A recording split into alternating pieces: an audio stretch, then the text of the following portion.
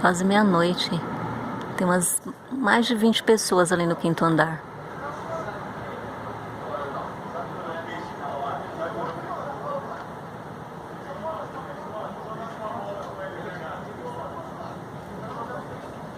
Não tô vendo ninguém de máscara também.